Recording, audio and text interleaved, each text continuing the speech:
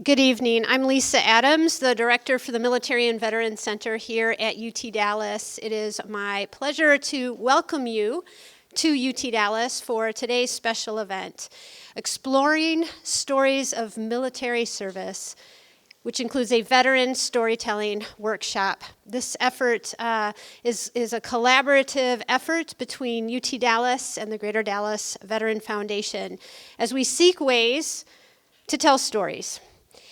There was an article that came out pretty recently, and it evaluated how the media portrays veterans in social media, on Twitter. And what they found is there were three themes, and these scholars were out of University of Alabama. They said that veterans were portrayed either as heroes, victims, or as charity cases. And that's pretty interesting to think if those are the three ways the media is portraying veterans. Is that resonating with the veterans? Do they connect with that kind of theme? In fact, it seems to diverge with the way in which veterans think about themselves and their service. So the military, as many of us know, has its own culture, right? There's its own language, behavior, norms. We speak in acronyms because it's efficient. And when you leave the military, there is that transitional period. So our civilian society does not necessarily have that same experience with the military anymore. There's fewer and fewer folks who have served in the military. And so one of the things that I found as I've served as the director is how other institutions of higher ed are trying to transition their students and integrate them into their institutions. And I was at a conference in 2016 where I met a English faculty member, and he was teaching a freshman seminar where the students were exploring war and their stories. And from that, they created a book. And I thought that was just really fascinating. And from that point on, I was always interested and intrigued when institutions were doing that. UT San Antonio did the same thing. They created a book of essays of service members as well as their family members. And today I'm very excited to hear from April Brown, who's my colleague at Texas Christian University, who has a similar experience with her institution and the stories that those student veterans are telling. One thing that always interests me with stories is the lessons that they teach. And I can think about from my military career, from when I was a cadet learning to become an officer, and those biographies that taught lessons and things that you wanted to make sure you could carry with you throughout your career, to my own stories and the way in which pilots would often tell stories. And it often started with, "So there I was." And then we'd use our hands to kind of explain where we were and how we were positioned. So stories are really important. They can talk to our future generations. They're also very helpful in the way we process our own experiences. So a few years ago, I met a World War II pilot. And I'm pretty sure he was practiced at his story, because as he was telling me his story, my palms started to sweat. He was telling me about a mission he had flown out of England. He was in the Bloody Hundreds, which is a pretty well-known World War II squadron. And his story just blew me away and really resonated with me in how he's even processing his experiences today. So tonight, I'm just very happy that we're able to share many stories through different mediums. And we're going to start off with an esteemed faculty member here at UT Dallas, who served as our dean of our Arts and Humanities School from 1997 until 2019, and he's currently the director for the Center for Asian Studies. Dr. Dennis Kratz is a senior associate professor. He's the founding director of the Center for Asian Studies and is the Rockover Professor of Humanities. He served as dean, as I mentioned, from 2017 to 2019. His research emphasizes the continuation and transformation of the Western heroic tradition from classical antiquity through medieval and modern literature. He studies the ways in which artists seek both to maintain the essential qualities of that inheritance and to make it a vehicle for the expression of values more appropriate and meaningful for a contemporary audience. He's the author of numerous translated works and 4 books on such topics as epic poetry, the concept of heroic excellence, and the romantic tradition of Alexander the Great. He was the co-editor of the Journal Translation Review from 1980 to 2017, and he served as the president of the American Literary Translators Association. He received his BA from Dartmouth College and his MA in classical philology and his PhD in medieval Latin, both from Harvard University. Please help me welcome Dr. Kratz.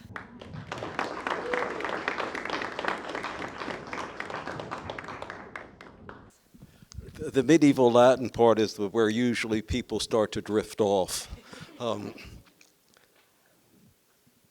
This isn't a war story, but there's a soldier in it. What makes a good story? In 1955, the Baltimore Orioles traded for a left-handed hitting outfielder from the New York Yankees named Gene Woodling. Now, at that time, I was 14 years old, and my life revolved around baseball.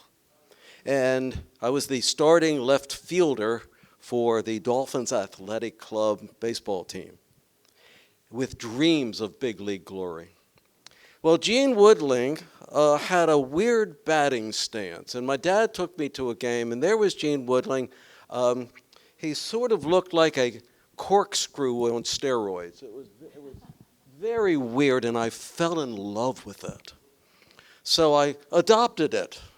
And for the next couple of games for the team, I adopted the Gene Woodling batting stance and promptly went 0 for Tuesday and Wednesday. My coach at that time was a soldier waiting for deployment. He was going to go to Berlin that fall, but he was helping coach the team. And he watched me bat, and he came over to me after the game. He said, "Come here." Now, I have to tell the story honestly, so none of you can reveal this was my name. He said, "Denny, come here." Okay. What was that? You know, this was 1955. People talked cleaner then. And I said, "What was that?" And I said, "It's my Gene Woodling batting stance." And he said, "Come here." It was real good. His name was Augie Maselli, and Augie took me over, and I can't remember all of it, but he put his arm around me, took me up to the plate, you know, and we're talking, and he goes, next thing I know, I'm standing in front of the plate, and he looks at me, he says, "Look how you're standing." I said, "Yeah, what?" He says, "That's your batting stance. Don't adopt anybody else's batting stance. You be you." Now, I can't say that he made me a great hitter with that advice. He made me a less mediocre hitter, but I loved baseball, and I loved that story, and I've kept it with me all my life, that when I'm with a student or with myself even, and you try to start imitating somebody else and adopting somebody else's way. I've been a teacher for many years, and I see young teachers say, "Oh, I want to teach like you, or I want to teach like him." I said, "No, teach like you." Okay? So all my life, that story has stuck with me. Okay? When I start to do something stupid, somebody in the family will go, "Don't go all Woodling on us." Okay?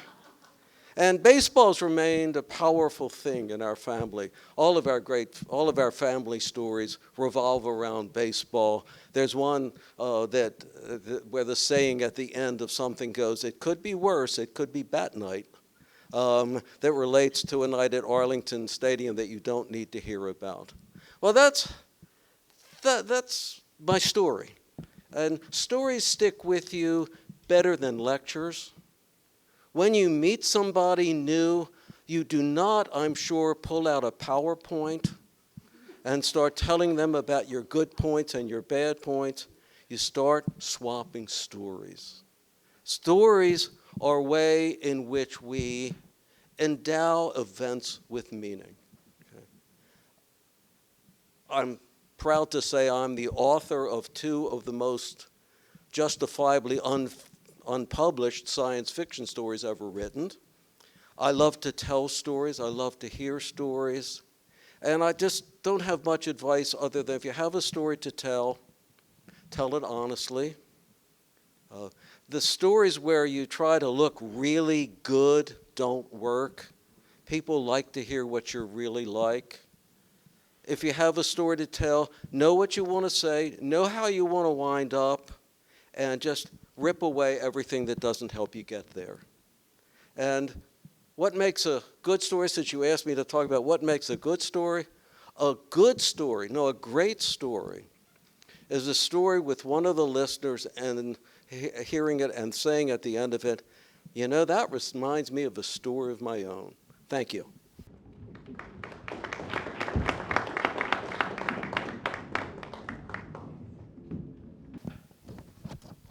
Okay. So this evening, we have a panel planned for you. Following the panel, we also have a workshop to start working on your own story, so be sure to stick around for it all. I'm going to go through a litany of great biographies so you can hear so you'll know who you're hearing from this evening. And so as I mention your name, please come on up. We'll start from here and work our way this way. So our first panelist tonight is Deborah Stone. Deborah started her career in the entertainment industry as an actor in Dallas, Texas, and after several years of being cast in commercials, film, and television, she and her family moved to New Jersey, where she was represented by the William Morris Agency in New York City. During this time, she discovered her love for production, and especially writing, and began working with TV One Productions, where she worked as a director. After moving back to Dallas in the early 2000s, she was a tease producer for James Robison's talk show, Life Today, where she produced over 400 opens for the show. She's produced and directed commercials, music videos, 2 national series, and feature films. Industrial clients include the Smithsonian Institute, the National Science Center, NASA, and the Bible Museum. She founded Silverst Productions in early 2009, and produced the national series Backyard Boomers. From there, she produced and wrote many feature films, industrials, and documentaries. And in 2016, she directed the animated feature film, The Adventures of Azu and Gazoo, now available on Amazon Prime. In 2017, she worked in Athens, Greece, with Dr. Daniel Wallace, documenting his search for ancient Greek New Testament manuscripts throughout Europe and the Middle East in order to preserve and digitize them. In May of 2017, she received an International Film Award for directing and producing the PBS documentary, Brushstrokes of a Man, the story of American painter Thomas Kinkade. And through 2018 to present, she has interviewed on location in Paris Claude Picasso, son of Pablo Picasso, for a documentary, worked in Alaska with Rabbi Joseph Greenberg on a project concerning a 1948 air rescue with Alaska Airlines, and produced docuseries for the Ferrari race team in early 2020. Currently, she's wrapping up a project on Joe Hopper, the lady who sued Chase Bank and was awarded $2 billion. She teaches screenwriting and film production in 2 local colleges. Deb is the daughter of a Marine and the mother of a Marine. Welcome, Deb.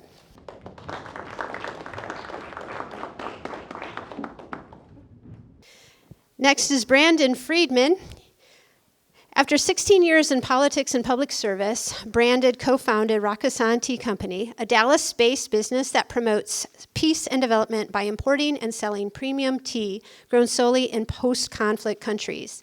Before becoming an entrepreneur, Brandon served in the Obama administration as the Deputy Assistant Secretary for Public Affairs at the Department of Housing and Urban Development. There he led communications for Secretary Julian Castro and the department's 8,000 employees. Before that, he worked as advisor to Iraq veteran and now Senator Tammy Duckworth at the U.S. Department of Veteran Affairs. Brandon got his start in politics as a spokesperson for VoteVets.org in 2007. He began his military career in 2000, serving in both Afghanistan and Iraq as an infantry officer in the U.S. Army's 1001st Airborne Division. Brandon's memoir, The War I Always Wanted, was recognized in 2010 by the Military Times as one of the best military books of the decade. He currently writes as a columnist for the New York Daily News.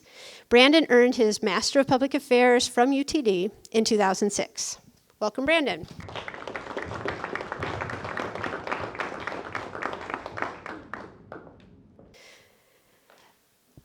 Anita Sugimura is a first-generation award-winning Japanese-American filmmaker. The daughter of one of the U.S. Marine Corps' 1-9 Walking Dead and a Nagasaki bomb survivor, her family's experience during the Vietnam War and the subsequent secondary trauma formed the roots of Battlefield Home, Breaking the Silence. Battlefield Home, Breaking the Silence is a feature documentary about war's lifelong consequences, both on those who battle on the front lines as well as those who welcome them back home.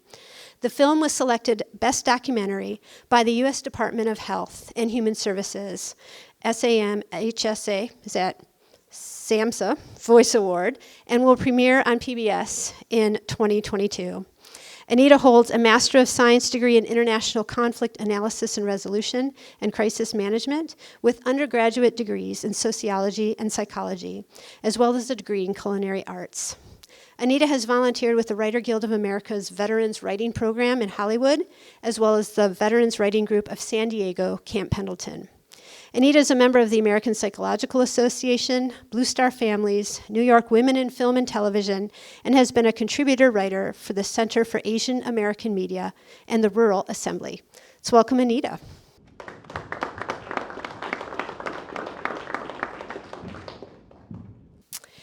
Next is April Brown. She was born in Wiesbaden, Germany, while her father served in the U.S. Air Force.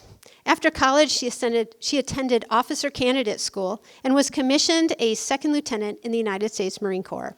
During her time in service, she served on active duty and in the reserves. April is a Desert Storm veteran and received an honorary retirement at the rank of major. April is married to a Marine and has a daughter who served in the Army National Guard.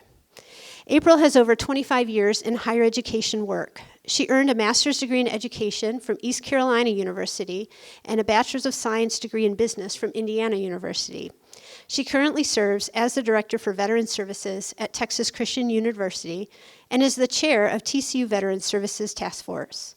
In this role, she oversees and coordinates programming for military-affiliated students. She serves as a liaison to internal and external community partners who support veterans and military family members. She's the co-editor of the book, Voices of America, Veterans and Military Families Tell Their Own Stories. April uses storytelling as a way to empower others, educate, heal, and have dialogue around various topics. She has presented at national and regional conferences on the power of storytelling. Central to her professional and personal purpose is helping others realize their dreams. April serves as a board member and military liaison for Hearts to Heal, an Austin-based 501c3 nonprofit focusing on improving mental health equity for the military-connected community. Welcome, April.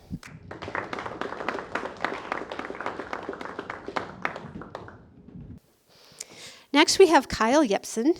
He is a Texas native and is the Gold Star brother of Lance Corporal Luke Yepsen. Although Kyle spent time living and traveling around the world, he is a graduate of Texas Christian University and calls Fort Worth home. Over the last 15 years, Kyle started a number of small businesses, including Texas Track Works, which specializes in building custom BMW and Porsche race cars, where he also served as the NASA Racing German Tour Series director. Kyle is currently the Deputy Director of Creative Vets, a 501c3 veteran nonprofit organization focused on helping wounded veterans heal from the effects of post-traumatic stress, traumatic brain injuries, and other service-related trauma through art and music. After losing his brother during the war in Iraq and meeting the Marines that served with him, Kyle got a glimpse into the loss and trauma that returning veterans face every day. Shortly after meeting Richard Casper, the co-founder of Creative Vets and a close friend of his brother, and participating in the Creative Vet songwriting program, Kyle decided to step away from the automotive industry to focus on sharing the healing power of art and music with veterans across the country. Welcome, Kyle.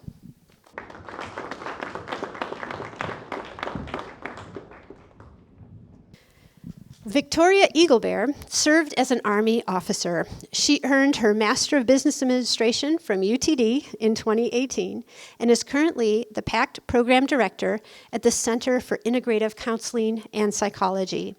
She is a deeply reflective oil painter whose work focuses on creating pet and wildlife portraits.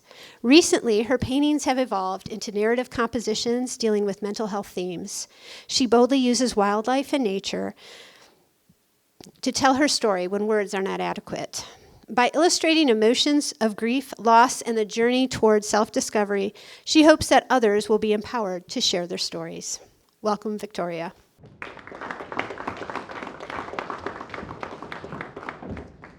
And tonight, our panel will be facilitated by Maggie Croxville. U.S. Marine veteran Maggie Croxville is a passionate advocate for the arts and her fellow veterans. She helped found and served as the inaugural executive director for the Veterans Institute for Film and Media, a Dallas Film Society educational program to retrain veterans for employment behind the camera. Maggie also is a founding partner of North Texas Vet Fest, a multi-day event that celebrates and promotes veteran artists and art about the military experience. She currently has the great honor to serve as a trustee for the Greater Dallas Veterans Foundation and is busily developing their newest initiative, Operation Lima Charlie, a video-based historical project to chronicle and preserve the stories of the North Texas service member, veteran, and military family community. Maggie strives to connect people to the arts, amplifying its power to heal, build bridges, and serve as a catalyst for conversations about the expanding mental health crisis impacting every segment of society. Welcome, Maggie.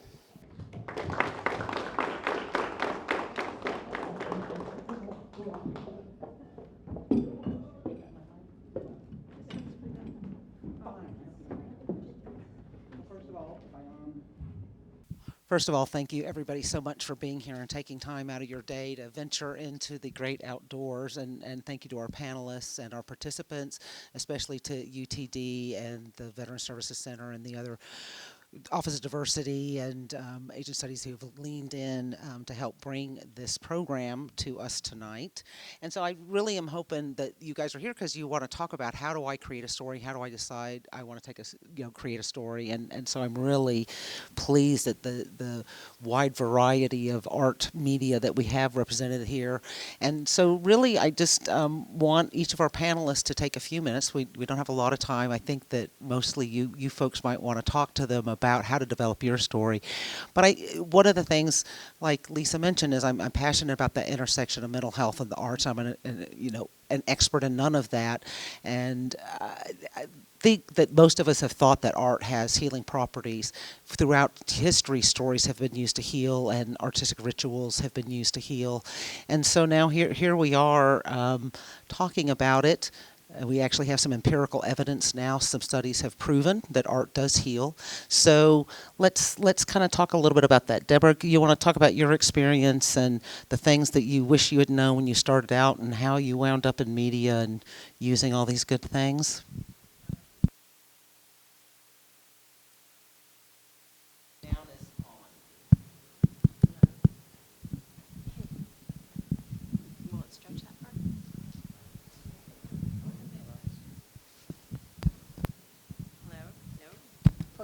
Hello? There you are. Yay. Okay. There you go. Okay. Well, it's still not working. No, it is. Okay. I have a whole crew that does this for me. That's why I am illiterate when it comes to IT and all that stuff because I do have fabulous people and a lot of vets that work for me in my film productions. How I got started in this was crazy. I was very insecure, very shy, and one of my friends wanted to be an actress really bad, and she dragged me to the set of a Pepsi commercial where they needed 250 extras just to be in the background. Well, it was a world that I had never experienced before. There was like big cameras, lights, people everywhere. Everybody had a job and they were doing it. And I was very mesmerized by it. But still being very shy, I never thought I could ever do anything in this industry. But at lunchtime, the director walked straight over to me, and he said, "What are you doing here? Were you at the auditions?" And I said, "No, I thought I was in trouble or something." But he said, "I was looking for a redheaded, freckle-faced kid to be my Pepsi girl, and nobody came through the door.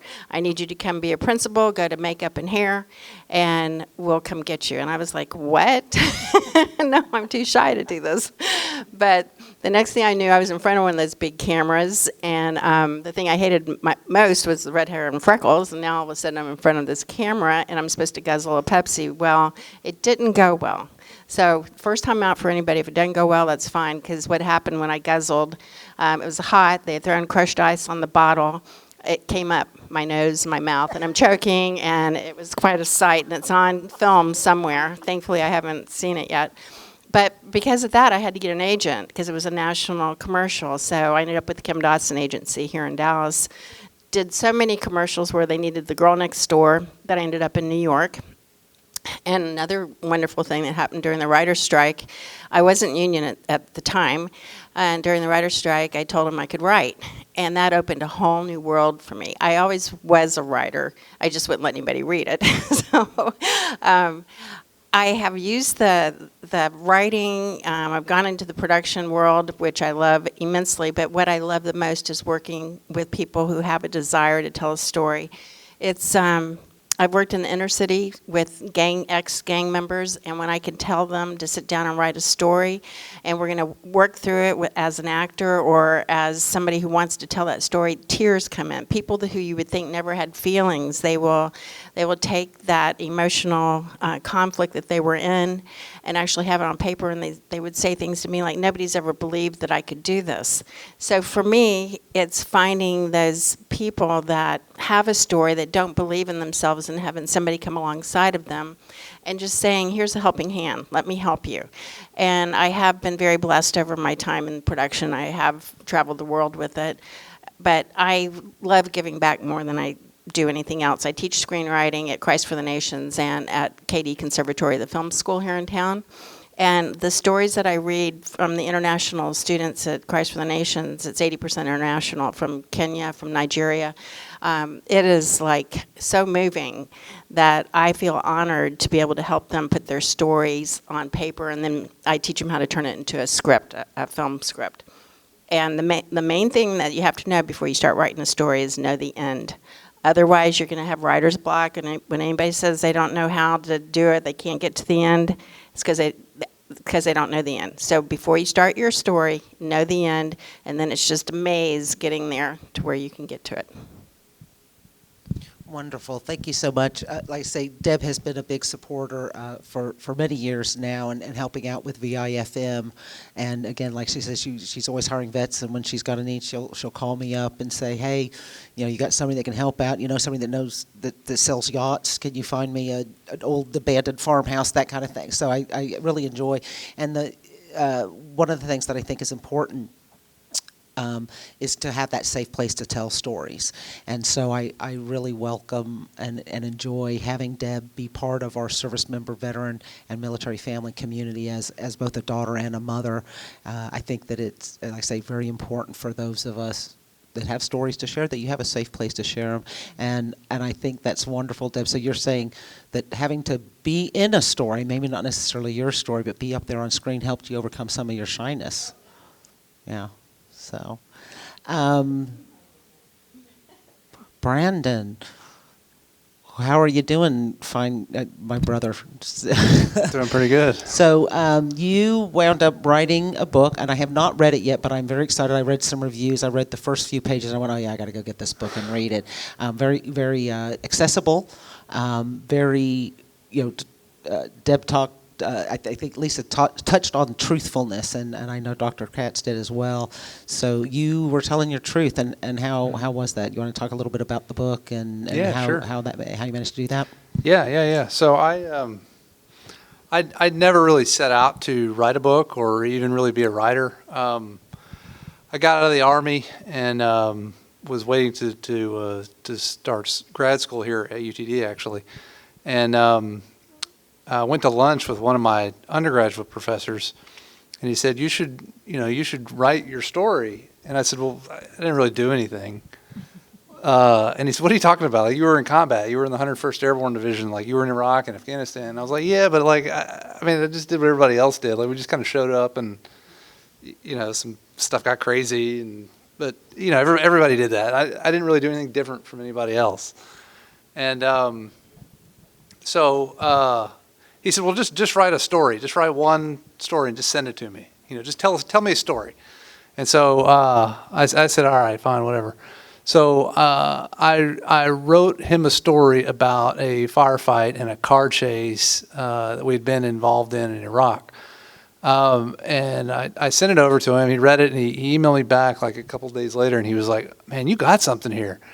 I was like, I don't know anything about this. I'm not interested in this. And he said, I know some people. I'm going to try to find you an agent.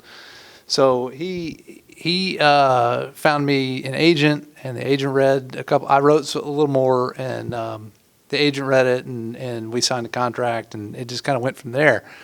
So I had sort of fallen into this process of writing and telling my story, and as I did it, all the benefits that we talk about, that catharsis that happens when you write and when you tell your story and you sort of let things out, all that stuff started to emerge, and that was not something I had expected, but I didn't really have to, because I started this process so early on. I mean, I got out of the Army in early 2004, and I started writing summer of 2004. So I didn't have to carry that stuff around for very long. But even carrying this stuff around for 6, 8, 9 months after being in the Army, it's very heavy, and it takes up a lot of space on your mental hard drive. And it affects everybody, and it affects each of us differently. But what I realized was that once I started writing, that it just started to free up so much space in my head. And it was almost like I was coming out of a fog, and I could, almost think clearly again and sort of function, in real life. And I've always attributed that to that process of writing. And for me, it was always, it was as if so much that had happened in combat was so toxic, and you have all this toxic buildup, inside yourself. And when you write, you sort of let it out. And when I look at my book now, I haven't opened my book in years. I don't really go back and read it. But when I look at it on the bookshelf, it's like a rectangular cube, and it contains all these toxins that were inside me, and they're harmless now. They're harmless, and they sit on that bookshelf, and they're sort of just trapped and encased like wasps in a jar in that book on the shelf. And I don't have to worry about it anymore. And so for me, that was what writing sort of did for me. And so anytime I get a chance to talk to veterans about it, I try to encourage folks to do that and to tell their story. Well, thank you. And I think that's interesting that you're like the reluctant writer. I don't need any help. And I think a lot of us as veterans and as military family members, that's what we say is, I don't need any help. I got this. I'm a Marine. I'm a soldier. I'm a member of the 101st, and I can do this on my own.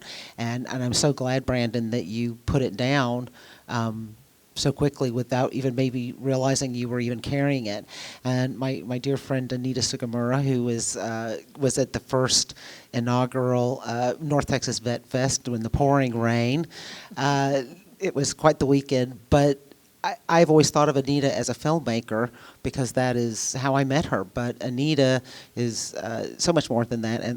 And just the thing that I like is she brings the past into the present as the daughter of double trauma. Her mother is a Nagasaki survivor, bombing survivor, and I just this weekend heard the story of that for the first time. And her father was a member of the Walking Dead in Vietnam. And she carried that burden for a very long time until she made that film. So Anita, do you want to kind of talk about that process a little bit and what you hope to achieve with your film and how that's helped you heal? Come on. Well, thank you for that. First, I want to say thank you to all the panelists because you guys are intimidating, and and I'm really impressed, and I'm very honored to be sharing this stage with each of you. So, like Brandon, the unexpected writer, I am the unexpected filmmaker. I never in a million years thought that I would ever make a film.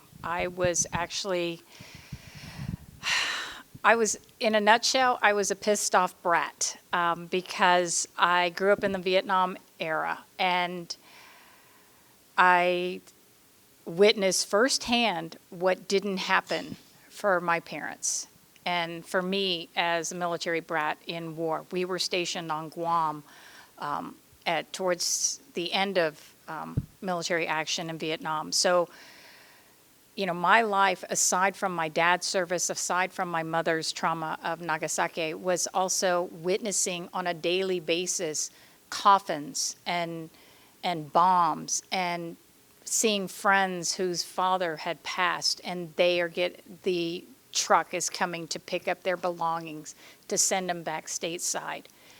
And all of that stays with you. My military brat friends became my battle buddies. And so when the towers came down, and when the troops started coming back, I just thought, oh my God, here we go. Because there weren't processes in place. Nothing had changed. And I said, I have to do something. This battlefield started as my dissertation in graduate school. A filmmaker friend of mine who is also a writer, he said, you need to turn this into a film. And I said, I got nothing on this. I got nothing. I don't know how to do this. And he says, you need to make a documentary. If you want to get it out there, you need to create this in a platform that can reach more people, because that is your intent. And in 2006, I literally went to Best Buy and I bought a camera. That's how I started. I didn't have, I knew nothing, and I still question everything these days, But it literally took me over 10 years to finish the film, and I never thought of putting myself in the film because I held that code of silence. I protected my parents, because those of us who know, living on the base or being a child of the military, your actions affect what happens to your dad or your mom in that service. You walk that straight path. So as a brat, I kept my mouth shut. I protected my parents. I protected my dad. My film, in 2016, we were wrapping up. My dad was dying from lung cancer with Agent Orange. I became his caregiver. I came back from LA to become his caregiver. And only when he died, my interview is the last piece of film in my movie. And it was because it was like I had permission that I could tell his story. I could tell what happened to us. Even it's minutely, it is still very guarded. But it was the last interview that went in there. And I realized even then, I thought, holy crap, I have carried this my whole life. I have friends. My Guam friends are still my best friends to this day. We pick up the phone and we talk to each other if we need to get through anything. They were still carrying it. So I said, I don't want this generation to be in my position 40 years down the road. I need to do some things, and that's how Battlefield came about. And I am, like I said, the unexpected filmmaker. I didn't know what I was doing. YouTube was my best friend, and I learned. And then I was able to bring a team on board that were the experts that could help me move this forward. And that's kind of what happened. And Maggie, bless her heart, she was one of our first screenings. So thank you for that. And I'm very proud of what we've done. It's not Hollywood slick. It is what it is, but we have been very, very blessed. But what the lesson of Battlefield is, tell your story, as Deborah and as Brandon has said, tell your story. It doesn't have to be perfect. It doesn't. It's like, we are spigots. We carry whatever we have. We are spigots. Just twist the faucet just a tad. Let some of that release. And you will be amazed at how freeing it is to where you're allowed to open it up a little more. And whatever medium you choose, whether it's film, writing, art, I could care less. Video games. I'm a gamer. So I'm all about the video games. And so whatever you need to do, whatever platform you need to take, just take it. Just take that first step. And it's not wrong. It doesn't have to be perfect. Just do it. Be like Nike. Just do it. I mean, if I could do it, you guys can do it. Because I didn't know anything. Well, I think that's a little bit what we're hearing from the panel, and I know that that maybe is a little bit true of April's endeavor, for sure, is that she had an idea, and the next thing you know, you were in the hallway, and the next thing you know, you've got a book out. You did a lot of work, and I was so gratified when Lisa introduced April, me to April, and yeah, it's always nice to meet a Marine Corps sister as well. But yeah, I know, hoorah. So April, you are both included in the book and are the editor in your book as well. So talk about sort of the genesis of the project and how it came to be, and again, how we can look at that. Good evening, community. So I want to hold this up because for the faculty, this is learning outcome. For me, it's community, because it took a community to birth this book. I was a very reluctant co-editor. I was trying to stay out of the line of fire.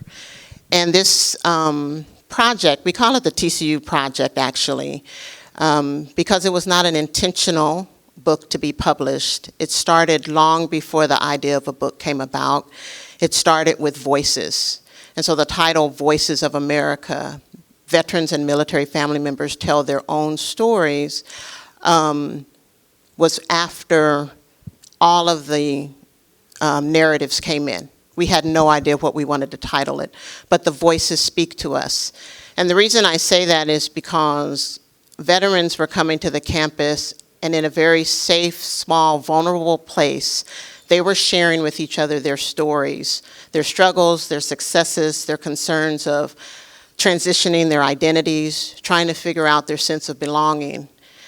And I was listening to those stories, but we also got the ear of the co-editor, Ethan Casey, who is a journalist, and in discussion really talked about the significance of what he was hearing. And fast forward, we interviewed over 100 veterans and family members to create a mosaic of stories. Because what we found along the journey is that all stories are significant. Every single person has purpose, and every single story should be shared in some way, whether it's published on the front porch with your family, in a book that's only for yourself. They archive history, they help with healing, they help inspire. And so before we got to the publication of the book, we had a number of dialogues, we had a theater production, we had readings, but what we really were building were connections and advocacy. And so when I say we had a community supporting this book, often Ethan and I tend to be the face or the name associated with the book.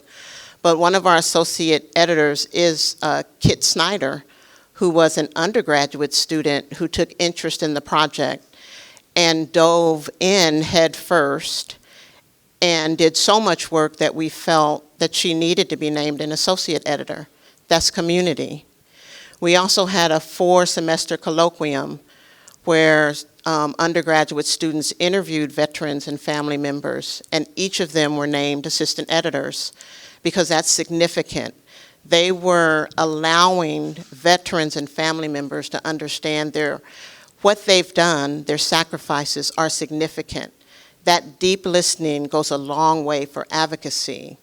And so for me, the most unexpected accident of this book showed that the purpose that I found in this was to help others tell their stories. And so we've had a number of veterans and family members go on to write their own story in the way that they see fit. I even going to put someone on the spot. Sesha Kobe, one of our former students, is in the process of writing her own story, and she's also has a narrative in this book. And so as you do your work, encourage others to be along with you in the process, because that's how we build inclusive communities. That's how we get to know each other. That's how we connect. Well, I love that, and that is, my passion. I think that more than any time in history, possibly, we really need to start building those connections and having those conversations and building the community of understanding. And I think that stories are really important to help us do that. And so I'm very encouraged when I hear things like, I didn't really want to tell my story, I didn't mean to tell my story, and then all of a sudden it's like, oh, there's my story, or part of my story. And we're all still writing our stories.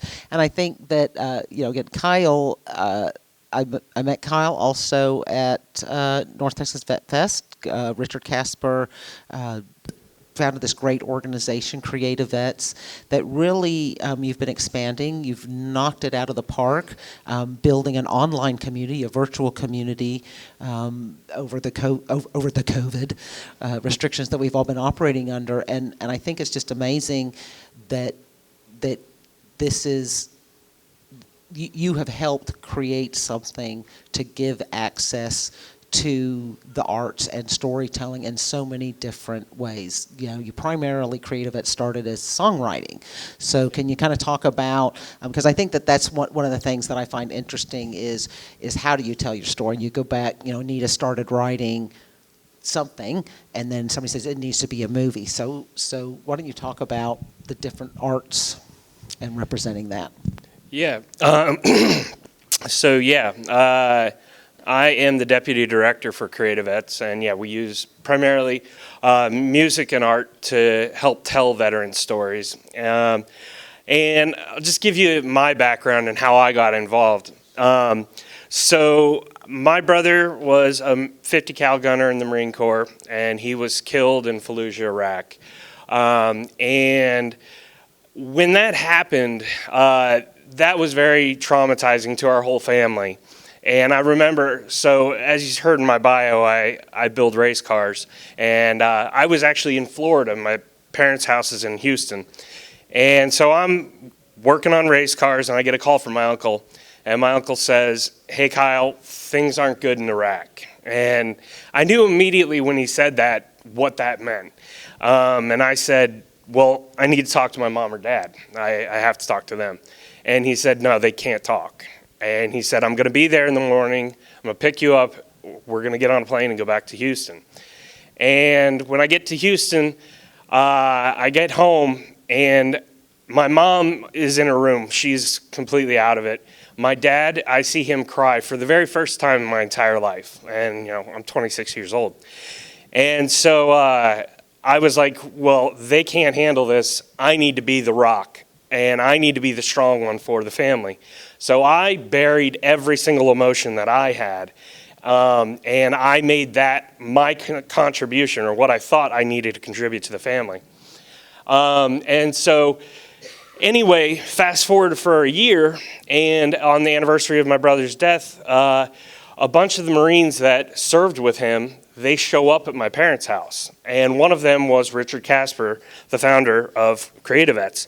And at that time, Richard was dealing with tons of post-traumatic stress. He was impacted by 4 separate IED blasts. He couldn't even look anybody in the eye. He thought my mom was going to throw him out of the house because he was my brother's commanding officer. And she, of course, gave him a huge hug and said, "I'm so glad you're here." Well, over the years, I watched Richard, slowly come out of this funk that he was in, and he started talking about this program that he had started. And so every year the Marines would come back, but one guy we could always count on was Richard Casper coming back. And so once again, fast forward a little bit more, and this little rainstorm hits Houston. Maybe you know of it. It's called Harvey. And when Harvey hit, I left Fort Worth, went down to Houston, and for a month I just helped the recovery effort. And I thought, man, this feels good. And it's like, it's just like race cars. They don't ask me questions. They don't ask me to tell my story. But I want to do something that matters. And I had still had all of this tension and all of these memories buried inside that I hadn't talked about. And I had created a workaholic mindset, basically. And so I called Richard and I said, "Hey, man, I love race cars, but I really want to give back. And it seems to be working for you, this Creative Vets thing. I'd like to come work for you. He said, perfect. You've started businesses. We're growing. I really would love to have you come on, but you have a lot to talk about. And so he said, before I let you come on board, I want you to come take part in one of our programs. And I said to myself, yeah, right. I've gone to therapists. I've taken antidepressants. None of this stuff works, but whatever. I'll give it a shot.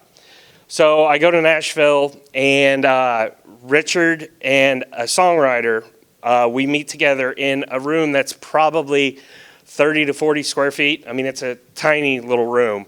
And it's just the three of us. And Richard says, Kyle, just tell us a story. Tell us something that you want some people to know. And I was like, forget it. I'll just tell him. He knew my brother. So I start talking about all the things that I've been through and all the things that I've buried. And here's this songwriter just soaking it in. And after about an hour of talking about it, he goes, man, that is some powerful stuff. How about we try something like this? And he already had written a line. And I was like, wow, okay, yeah, that sounds good. Because, I mean, I like music. Everybody likes music. Now my story is becoming a song. And so for about 3 or 4 hours, we come up with line after line, and I have complete control over what is said throughout the song. So like when Richard touched on something that was too heavy, I was like, I don't want to say that. I want to keep that to me. And, he'd say, okay, well, what if we use this symbolism? And we can use this word instead of that. And it'll kind of convey the same idea, but, you've still got control of it. And I was like, okay, cool. So when the song's done, I have a work tape recording of my song. And believe it or not, the first person I sent it to, of course, my mom. And my mom calls me immediately crying. And she's like, I had no idea. And then my dad. And then I sent it to my business partner's girlfriend. And she's like, holy cow, I had no idea you were dealing with these things. And I was like, yeah, that's my story. And all of a sudden, I'm telling her about all these things that I would not tell even my own family. And I was like, this is some powerful stuff. And I got back on the phone with Richard, and I said, I'm in, hook, line, and sinker. Like, let me help bring this to veterans everywhere. And so from that point on, I said, Forrest, you run the business, the car business. I'm going to help veterans, and I haven't looked back. And I love it. And so, yeah, we help veterans put their stories into art and music and then share it with the world and put it out there and let other people experience it. And just like me, I was stunned by how much I was willing to share once somebody heard it. And I was like, they're okay with all these things that I'm saying? Like, they're not going to make fun of me. They're not going to criticize me. Like, all of a sudden, you get that approval, and it's like, well, let me tell you some more, and let me tell you some more. And before you know it, the weight of the world is off of your shoulders, and you feel a lot better. So, Well, one of the things I really like, so that, again, knocking it out of the park over here in Creative Vets, is you can actually have Alexa play you music by veterans by saying, Alexa, play a song by a veteran. yeah, you just say, Alexa, play music by Creative Vets, or play music by veterans, and it'll pull up. We have 27 songs available on iTunes, Spotify, Amazon, any of the major streaming platforms. It's amazing, and we're not stopping there. We've got a Roku channel available now for veterans, and we're going to keep after it. And so I really appreciate the work, and thank you so much for sharing the story, which is a little similar to Victoria Eaglebear's. Victoria, a mutual friend of ours, Chris Cooper, who was one of the veterans who went through the Veterans Institute for Film and Media, worked at Allies in Service. I'm not exactly sure how he met Victoria, but he's like, Maggie, I met this artist, and I think y'all should talk. And earlier this year, as part of Operation Lima Charlie for the Veterans Foundation, we were filming interviews, and I really wanted women's voices, even though we are only, a small percentage of the military. I really was hoping that we could be represented, and I tried very, very hard to get Victoria to come and record. She's like, oh, I don't have a story. I'm like, yeah, you do. No, I don't. I'm like, yeah, you do. You're an artist. You have a story. There's something in you, and she is an amazing artist, and I'm so pleased to say that, like Chinese water torture, that's how I am. Resistance is futile. Victoria is now here on this panel, and she's going to participate in our Women Veterans Art event that's coming up the 20th of this month. And so Victoria, and like her biography said, she started out kind of with animal paintings, and now has moved much more into representational art, and your art has really taken my breath away in that movement. So do you want to talk a little bit about that transition?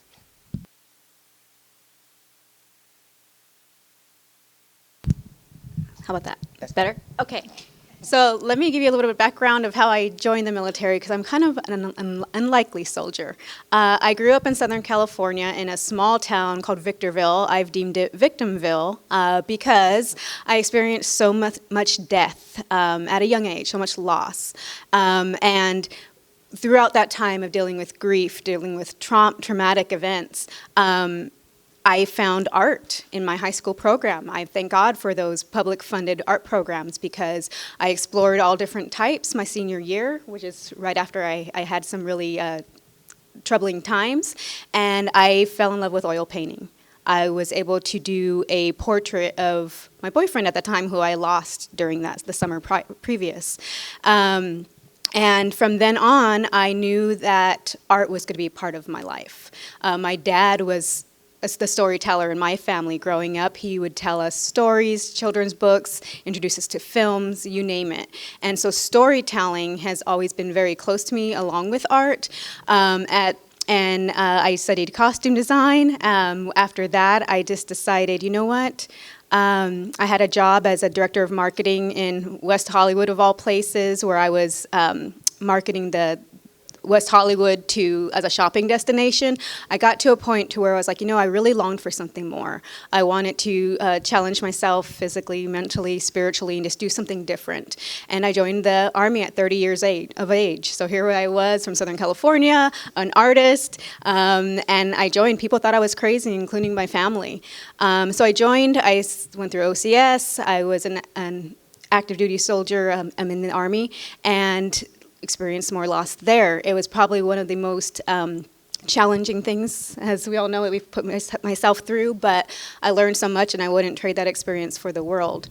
After getting out, I started painting again, and I have a huge love for animals. I volunteered at an animal sanctuary, and it just changed my life to where I changed my consumer habits. I've been about 8 years now being vegan, being plant-based type lifestyle, and that informed my paintings. So where I've done pet portraits and I've done wildlife paintings, that fulfills me creatively, therapeutically, and only recently, this past year, I currently work at the Center for Integrative Counseling and Psychology. What we do is we partner with nonprofits within the DFW area. We are part of the wraparound services, where we offer counseling to communities who wouldn't otherwise be able to afford counseling, have access to counseling, or need to break down those barriers. So that informed my work this year. I was given the opportunity to apply for an exhibit, and the theme was reflection. So I took some time to think about that and go, okay, what am I going to paint? And in those thoughts, I had this composition in my head almost that same day. And what it is it's a portrait of a female, a side profile, and she has a downcast look, and she's just thinking about, what she's been through grief and loss, and her hair kind of trails off through the side of the portrait, and it kind of breaks up into a huge swath of grackles. And for me, the background there is just, when you go through these traumatic events, you break apart and come back together again, and you break apart, and you need to continue to break down those barriers to find out who you are, and to find out who you are at your core, and figure out what is that common thread that's going to keep you moving forward despite what you've been through. After that, I was given the opportunity to paint for a local organization for a fundraiser. And there was no theme, and I thought about art. And I thought about how art has been with me. It sounds cheesy, but it's really been that companion through all of those hard times. It's been that person that I could talk to it without feeling that I was going to be judged. I could express things when words weren't adequate. So I created a composition. It's a night sky. The background is primarily black, but all these hummingbirds are just coming into the sky, and they're not your traditional happy colors. They're just, there's this energy in the night sky, and these hummingbirds creating kind of like a vortex with their energy. And it's just saying, for me, that no matter what you go through, art can help you find a way. There's always a way. You just have to look for that light in the darkness. And my most recent painting is basically, I was talking to a colleague, and she had recently lost her father. She'd also lost her mentor in the same month. And she asked me, I'll preface with the counseling center I work for is a spiritually based counseling center. And she said, Vicki, do you believe in signs? And I told her I absolutely do. And she said, well, I'm a Christian and I battle with, thinking about signs other than Christianity. She said, but shortly after my dad passed away, I went outside and I saw this field full of yellow butterflies. And she's like, I don't know, I just really feel like my father sent me that message. And I was moved so much by that I painted a field of butterflies. But and I feel that those butterflies represent things, whether it's, transition, whether it's hope, whether it's in the Native American cultures, it's actually said that it could be a message from someone who's passed on. So I thought that was really relevant. But I bring those three pieces up just to say that paintings are just really a way that, or art in any form, you can really express what you've been through without fear of judgment, without fear of any sort of critique. And it's just so therapeutic. It has been for me. And I'm hopeful that at some point I can help people understand that it's really not about the skill set. It's really about learning how to facilitate and transfer those emotions from internally onto a canvas, onto a sheet of paper, onto music. And I just hope that journey continues. Thank you. Oh, it will, Victoria. You're in the vortex now. I think we're about ready for a break. Does anybody from the audience have a question they'd like to ask while our panelists all here assembled at once, or shall we take a little break and then we can have some dinner and we can just do networking afterwards and we can all talk, because we also have another fabulous artist, Tanya Mack. You can see some of her pieces down here, and talk about power and expression and getting it out there. So, any questions from the audience? Let's start here. You want to come up to the mic? Yeah. So you want to come down, or you want us to bring that will work. Thanks.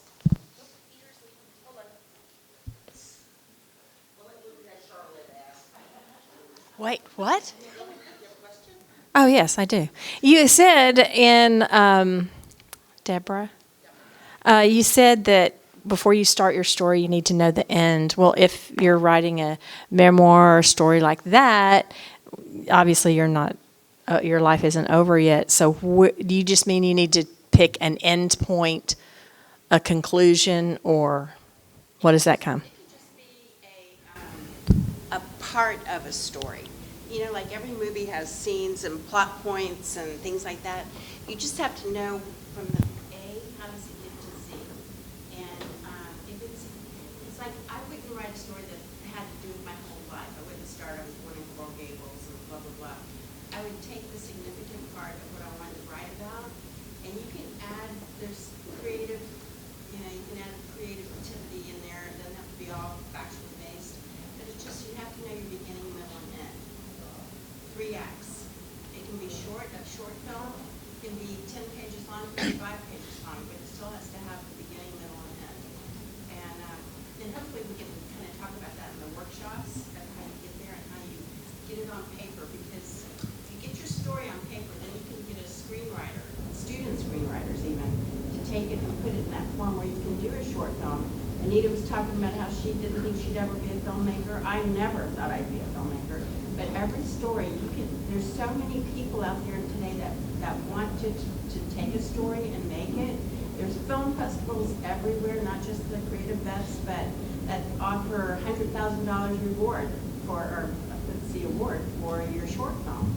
They're all over, from every state they have them. So the main thing is just to not be shy about it. get it on paper. Thank you. Yeah, you have a question as well? Thank you. Sorry, I'm a little short, so I'm going to tiptoe. I know this is not a question to ask right now, but I always forget. Will there be a slide where we could reach out to each one of y'all? Because I've been writing things down that I want to like further talk to y'all about in after the fact. So would there be a slide later with all of the contact information so we can email or something like that? I suppose that we don't have a slide of that, but when we do the workshopping and stuff, then Okay. then we can share that information in business cards if we've got them, or we can do some follow up. Okay, thank you. Because we have everybody's information. It's just always that's something I forget to ask later on, and then. yeah. Thank you. It's hard. Well, and I'm really hoping that this is one in a series. That as we work through after the break, that people will say, yeah, let's try to make something individually and together. Any other questions? Not that I can Yes. remember. Thank Okay. you. Come on up. Hello. Thank you so much, everyone, for just sharing your story. I had a question for yourself. You were saying that you were sharing your experience about being in the military. For myself, someone asked me, do a 3 to 5 minute story about yourself and your military experience. And I experienced like some emotional things that I didn't really think 3 to 5 minutes would surface. How did you go through that when those things come up? What do you recommend? Because I do want to share my story, but when you have had certain things that come up during your military experience, what recommendation would you give when you're going through that process? For me, I would write everything, just as it comes to you, almost free writing, and just get everything out on paper and let it come out naturally. No matter how rough it is or how personal it is, because remember, nobody has to see it. And after you get everything out, then you can edit from there.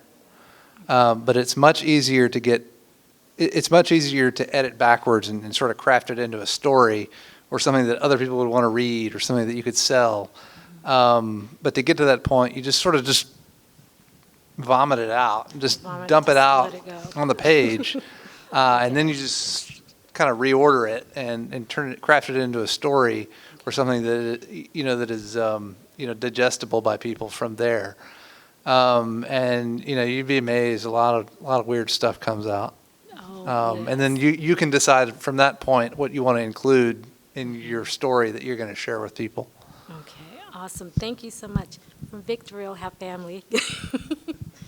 Well, I think that is the free writing and the editing and the starting with the end in mind. That's kind of what you have to do is you just have to get it out there, because I always say everybody needs an editor and you can't edit a blank page. So you have to have something that you're working with. And I think that Deb makes a really good point about you kind of have to know where you're going to end up with. But I also think that Brandon has a good point, is you may not know where you're going when you start. Yeah. Add to that, I write screenplays, which is totally different than what Brandon does. He writes novels. So that's a different concept altogether.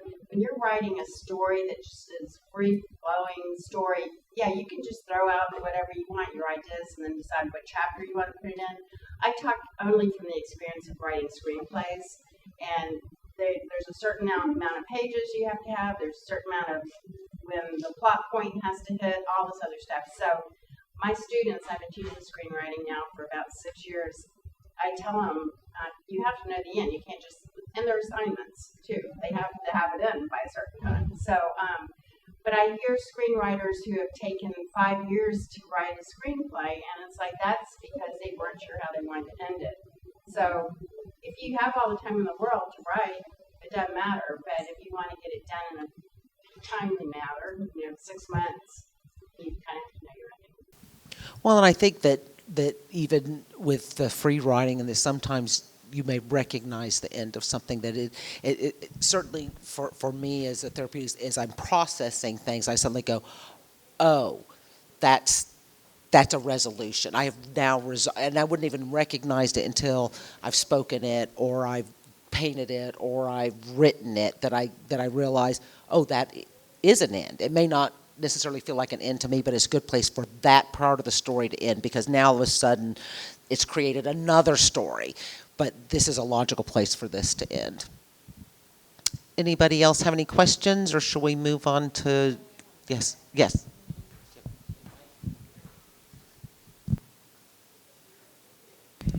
So kind of going back to the question you asked, if something unexpected comes up, I will want to say on our journey, when we interviewed veterans and family members, some brought up emotions that they had not ever talked about, and they wept.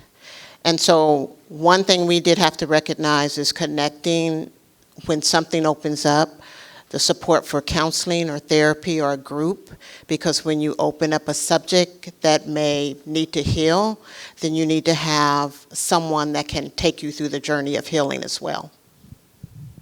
That's a really good point, and something that is, we consider these things, and even as Lisa and I were, talking about, art and those sorts of things, is, making sure that there is a resource for people who are participating in the creative process and that very personal journey that they're on, that they have those resources available. Like I say, as I'm wide and shallow. I'm not an expert artist or an expert veteran or an expert therapist. And something that I experienced, I had the great good fortune of being in Tennessee earlier this year, right after Creative Vets had completed one of their workshops, and got to meet several veterans who had participated in that. And we have one back there in the back, Simon.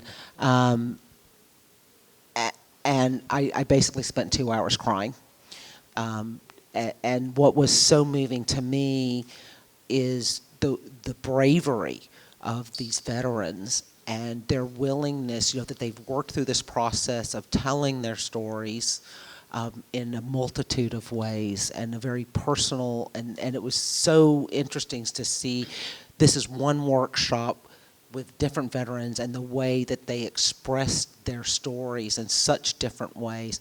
And they'd had a reception the night before I was able to visit. I wasn't able to come to the formal reception, and so I just kind of wandered by on a Saturday morning, or Friday, I don't even know when it was. It was wandered by, and here were my brothers and sisters who were like, let me tell you, oh, thank God you're here, let me tell you about my piece of art and what it means, and now really sharing those stories, and the courage sometimes that takes to share the story is amazing to me. But I just felt honored to hear and to see those stories, and to help carry some of that burden. Like I say, is turn the spigot, let some of it out, put it on the paper, put it on the film, put it in the music, and let us help carry that load for y'all. Yes, Deb. I want to add one more thing that we haven't talked about up here, but I would recommend for any of you guys who are holding things inside that you don't know how to get out, is also acting. I've been teaching acting for over 20 years, and it's something that I see people who don't even want to go into being a movie star or anything like that, but they come because they can start learning how to express themselves. You do monologues, and like my actors, they have to do monologues and scenes. And I find when they're doing other people's words, but they're acting it out, you can find your inner thoughts that way so much easier. So, there's community acting groups around town, and I would, you guys should probably even have one of those, because Funnily enough, the Cohen Clinic has acting classes on Tuesday evenings. I do, yes, Cohen, Tuesdays, but yes, starts tomorrow. So how fortuitous, and what a great transition. Thank you. But there are a lot of resources. So anybody else for the audience have any questions? Shall we take a break and then let everybody get a chance to visit with our panelists kind of one-on-one? Does that sound good to y'all up here on the panel? Everybody, let's give our panel a round of applause.